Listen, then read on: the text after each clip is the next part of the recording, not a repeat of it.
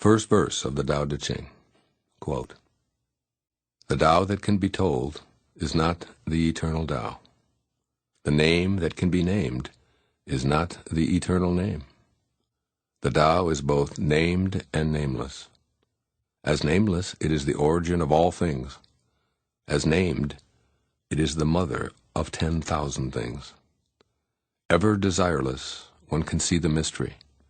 Ever desiring, one sees only the manifestations. And the mystery itself is the doorway to all understanding." Unquote. Living the mystery.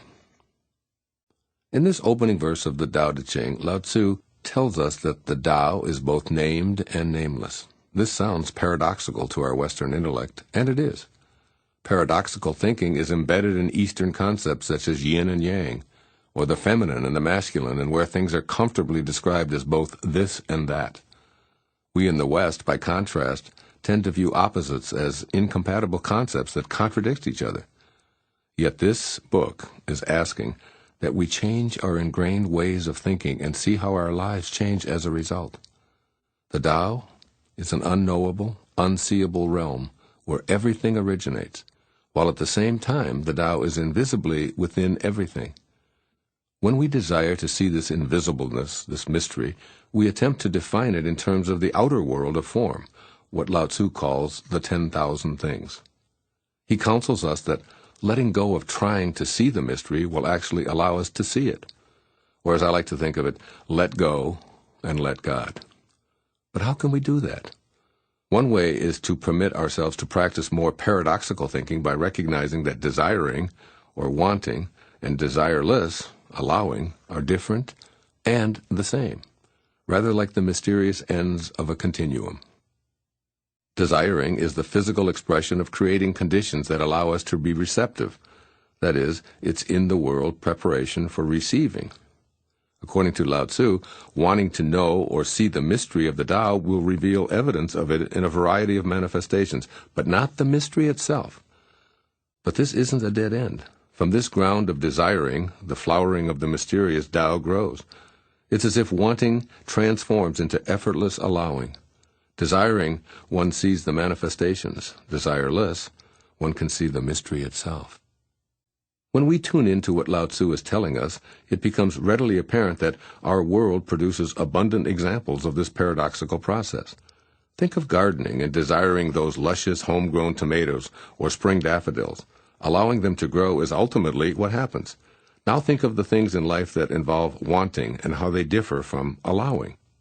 Wanting to go to sleep, for instance, rather than going to sleep. Wanting to diet rather than dieting. Wanting to love rather than loving.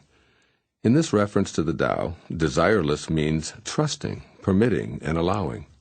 Desire is both the beginning and the ground of desirelessness. Yet wanting is also the beginning and the ground of allowing. They are the same, and they are different. Pay attention to times when you can feel in your body where you are on the continuum between desiring and allowing, or trying and doing. Trying to play the piano, drive the car, or ride the bicycle is the same as and different from actually playing the piano, driving the car, and riding the bicycle. Once these outer world activities are desired and learned, there's a time when allowing is what you do. The point here is to recognize the difference in your body between trying and allowing, and to then become aware of the effortless sensation of the latter. This practice will also lead to a greater awareness of the invisible mystery and the 10,000 things which are the visible phenomenon of our world. The 10,000 things that Lao-Tzu refers to represent the categorized, classified, and scientifically named objects of the earth, which help us to communicate and identify what we're talking and thinking about. Yet for all our technological expertise and scientific categorization, we can never truly create a human eye or liver or even a grain of wheat for that matter. Each of these things, along with the remainder that comprise the known or named world, emerge from the mystery, the eternal Tao. Just as the world is not its named parts, we're not exclusively the skin, bone, and rivers of fluids that we're physically made of. We too are the eternal Tao, invisibly animating our tongues to speak, our ears to hear, our eyes to see and experience the manifest and the mystery. Consciously allowing this nameless mystery is ultimately the way to practice the Tao. Does this mean putting yourself in harm's way? Of course not. Does that mean trusting the mystery at the moment you're being mugged or mistreated? Probably not. Does it mean never trying to change things? No. It does mean cultivating a practice of being in the mystery and allowing it to flow through you unimpeded.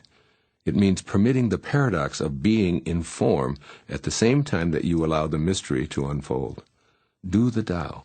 Find your personal way of living in the mystery, as Lao-Tzu says in this first verse, and the mystery itself is the doorway to all understanding.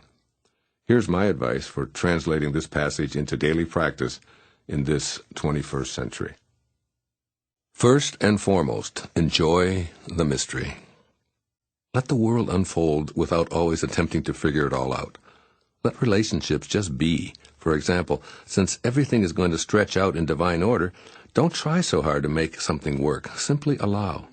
Don't always toil at trying to understand your mate or your children or your parents or your boss or anyone else, because the Tao is working at all times.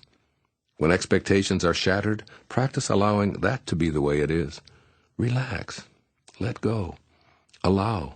And recognize that some of your desires are about how you think your world should be, rather than how it is at that moment. Become an astute observer. Judge less and listen more.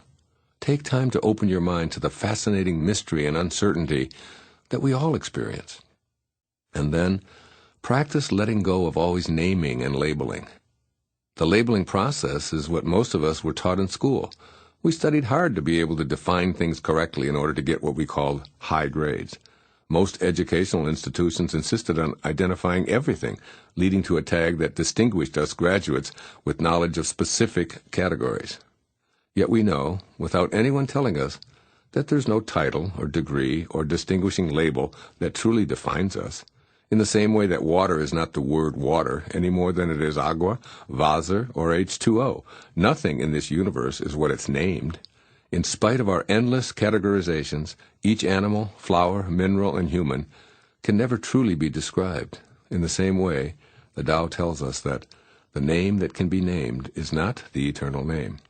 We must bask in the magnificence of what is seen and sensed, instead of always memorizing and categorizing.